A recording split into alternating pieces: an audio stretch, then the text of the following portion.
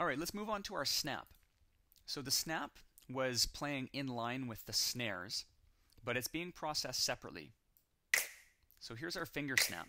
And one thing I wanted to point out is that the drum rack actually is like a miniature mixer. It has its own levels, it has the ability to pan left and right, to solo, to mute, but it also has built-in send and return functions, which might not normally be apparent because they're kind of hidden down here. And you have to turn them on to be able to see them. So in this case with the snap, what I'm doing is I have a reverb in here, and I'm sending some of the snap signal to the reverb. Now, in order to see it, I have to have the send turned on here, and you can see with the snap, I have the send turned up a little bit. So the signal is definitely going through the reverb, and I just have an Ableton reverb set up here, relatively short decay time, high quality setting, and I'm rolling out the low end, so I'm doing a low cut in it because I really don't want any reverb on any possible bass elements in the track, so I'm definitely cutting out any bass.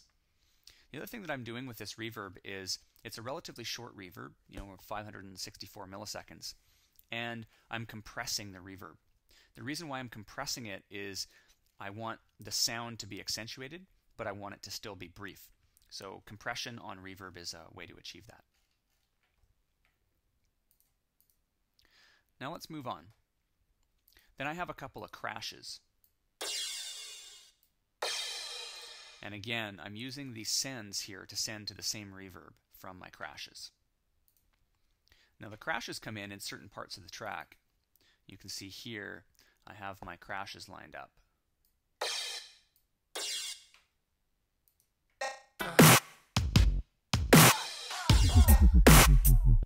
So just to give little accents in certain parts of the track. The next element is a hi-hat.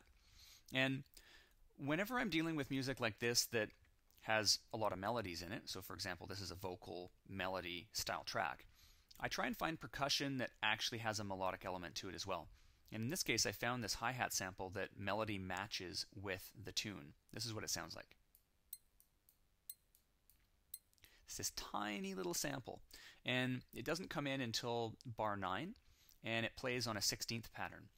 And one thing you can see here is that I'm using a high-pass filter to filter out everything below 3.81 kilohertz, so it's really just a tiny high-end tick. And then I'm using a compressor, but I'm using it purely for the side chaining. So what I'm doing is I have sidechain activated. The audio from is reading from this track right here, which is a sidechaining kick source. So basically all this is it's an impulse with a kick drum going on the 4/4, and the track is deactivated so you can't hear it, and I'm only using it to drive the sidechaining compressor. So what this means is that every quarter note the hi-hat's going to come down, and it allows it to move and breathe with the rest of the track. So if we just play the track here, you can actually watch the sidechaining compressor working.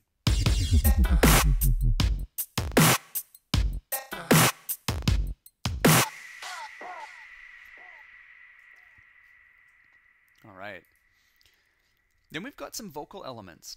And again, I like to use vocal elements, little vocal stabs, somewhat like percussion in my beats. I just use little tiny pieces of them, little slices, and I find they spice up a beat beyond just using the basic elements like kicks, snares, and hi-hats. So I have 3 vocal samples in here.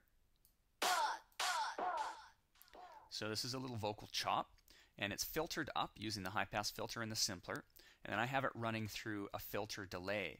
And the filter delay, the middle channel's been deactivated, so I'm really only using the left and the right channel. And I have, these are basically EQs that are on the left and the right channel, so it allows the left delay to be different from the right delay. And I like that effect. So what I've done is I've rolled out the low end, and I really only have the high end going through on the left-hand side. And then I've done the opposite. I'm rolled out the high end, and I'm really only taking the low end on the right-hand side. So it allows this interesting different EQ effect to happen in the left and the right side of the stereo spectrum every time that this one hits. So here's what it sounds like.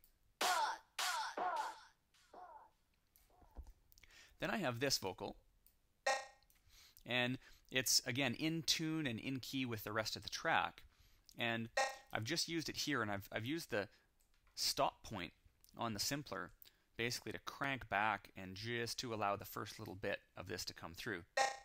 I've filtered it up using a high-pass 24 filter, and then I've slapped a simple delay on it. And the simple delay, what I've done is I've activated the link, so it's only one delay, and then I've unsynced it so that I can actually just do a manual time.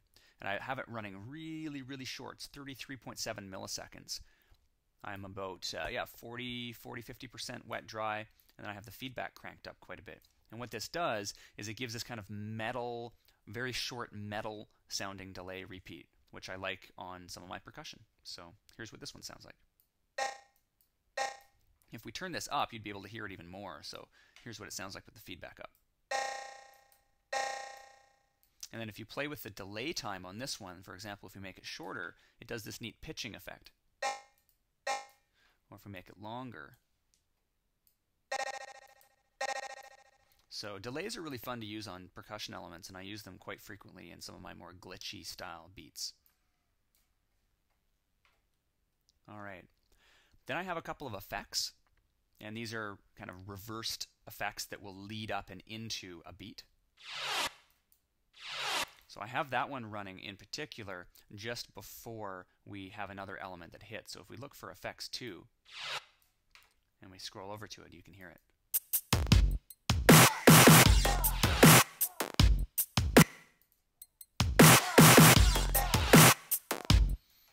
So it just gives an interesting sweep in kind of effect. Then I have another effect.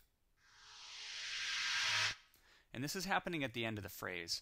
So you can see here, this is happening in the last bar.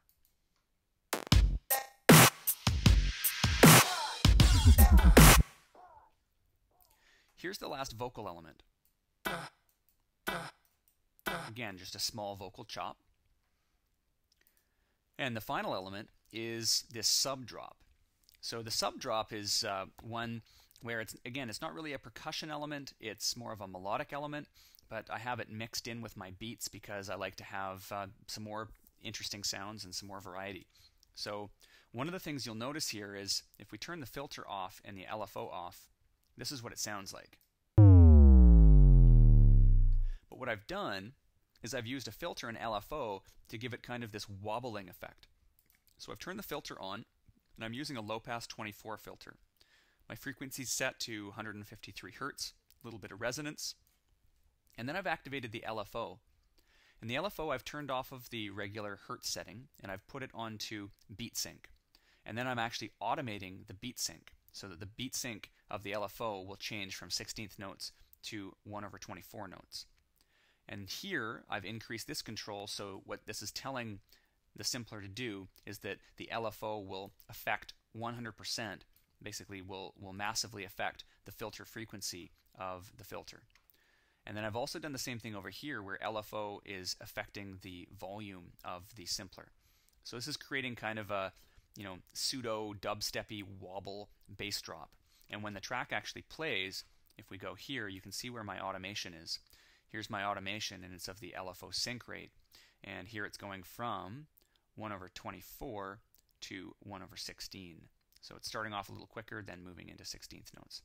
And you can hear that at the very beginning of the track. And if we solo this, you can hear it on its own.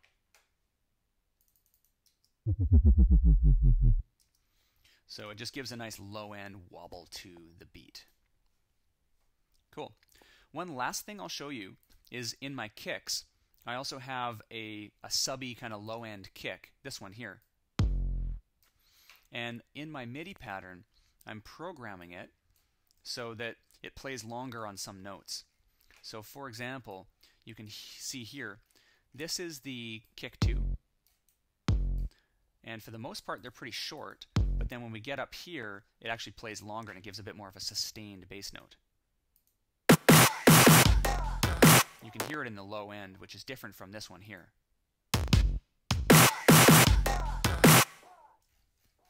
So definitely some variety happening in the percussion. Here you can see the snares that are offset.